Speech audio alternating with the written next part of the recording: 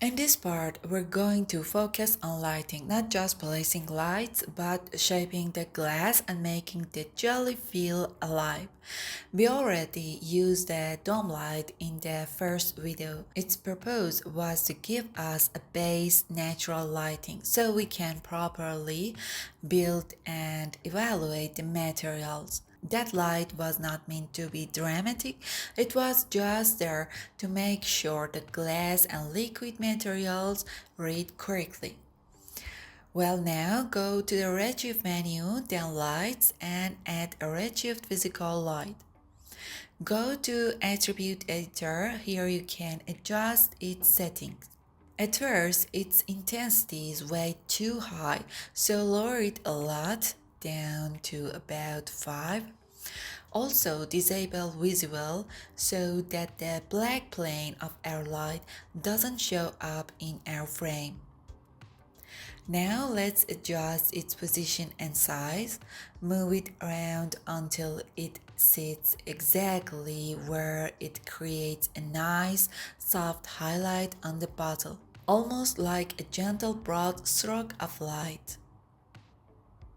I'm using it mainly to accentuate the spherical shape of the bottle and to make the curvature clearly readable. Because the bottle is round, this light creates a long, smooth specular highlight across the glass surface. It makes the bottle feel more three-dimensional and also clearly separate the glass from the background. Let's go back to the Redshift light menu and add another physical light. Lower its intensity again, this time to around 2. Then reposition it because we want a warm light coming from below hitting the glass. I stretch it out so it becomes long and place it right underneath the bottle so it lights it from the bottom. For the color, choose a very soft ochre, just a faint warm tint, nothing too strong. It adds a gentle warmth to the scene, balancing the cooler highlight on the glass and also slightly lifts the dark areas at the bottom without flattening the image. It makes the liquid feel richer and more organic and prevent the bottle from feeling cold.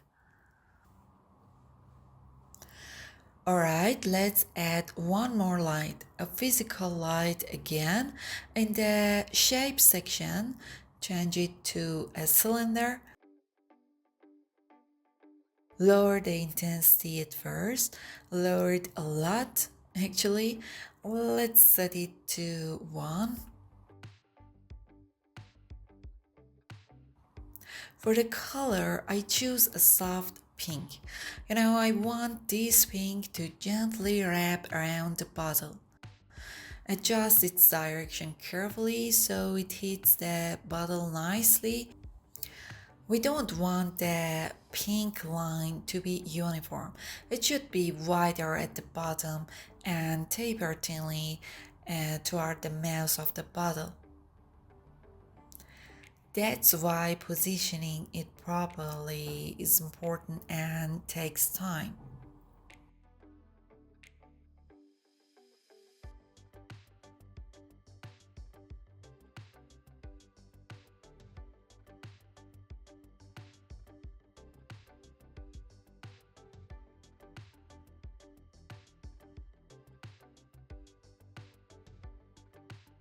Well, it's not meant to be obvious, it's a stylistic accent light. From a visual and artistic point of view, this light does several things. It creates a soft pink-like band that wraps around the bottle. It reinforces the magical and fantasy mood of the potion. Also, visually connect the liquid color with the glass surface. It adds elegance and a sense of crafted lighting design. Now let's duplicate this light source. We'll scale it down and place it around the mouth of the bottle.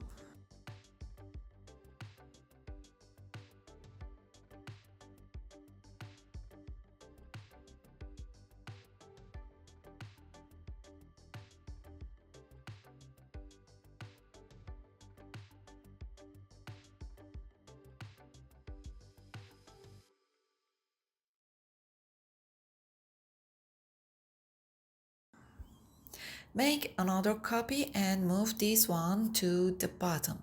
Let part of this ring light remain inside and also part of it stays out.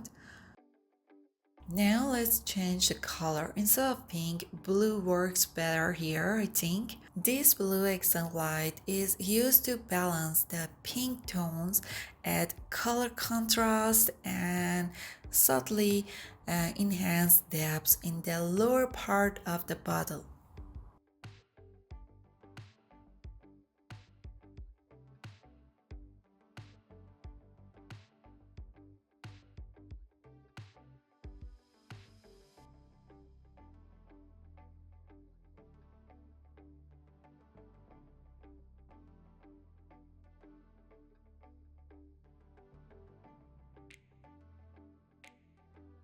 Alright, let's move on to the bottle's mouth. This color line doesn't look very appealing, it should be softer and more subtle.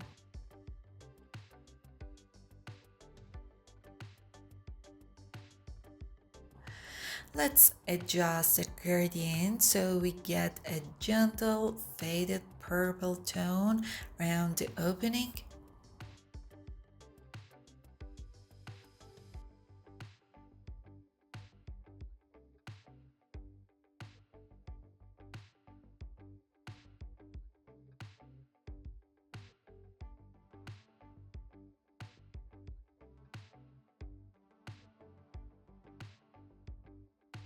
Again, go to the Redshift Light menu and choose Redshift Physical Light. In the Type section, change it and set it to point.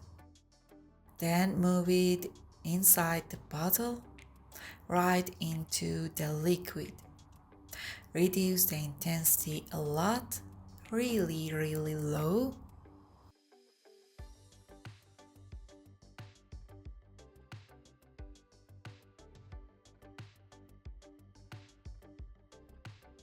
Then tweak the position to see where it works best. As you can see in the render, the darker areas now get a subtle glow. And the light also affects the inside of the liquid.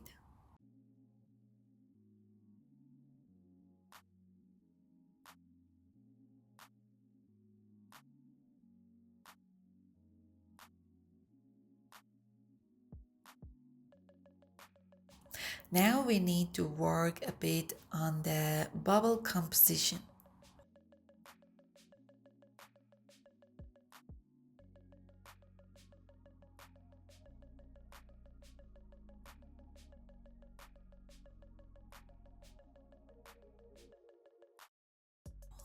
They're too separated from each other. I scattered them a little and tried to create a sense of rhythm. So in the render, it feels like one large mass that gradually breaks apart and disperses.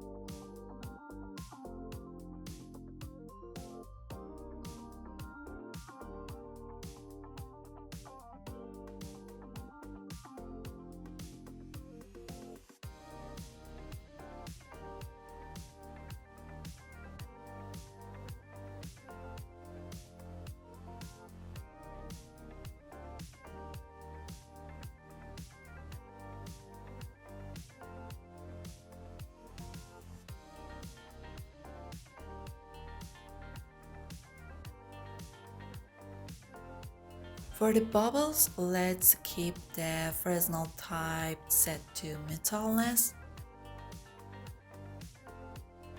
Increase the metalness a bit and also adjust the reflectivity. Okay, now these highlights on the bubbles are very sharp and noisy. There are many points here.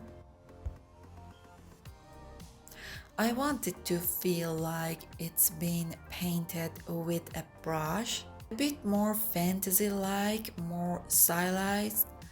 So we tweak the anisotropy slightly to stretch those highlights and then use rotation to change their angle.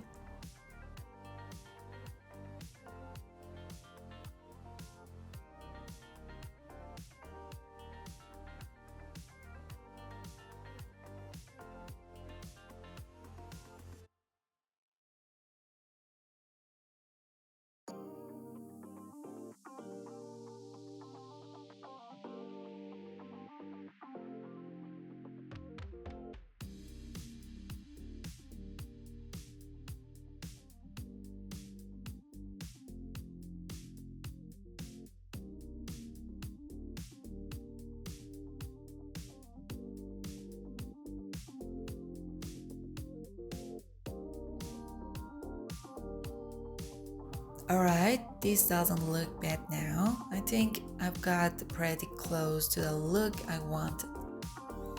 So this was part 3 of our series on how to create the potion material and render it. In the next part, which is the final one, I show you how to add noise to the bottle to break that overly smooth and polished look, and also how to set up our final render setting. If you enjoyed this video, don't forget to like and subscribe so you won't miss the next one.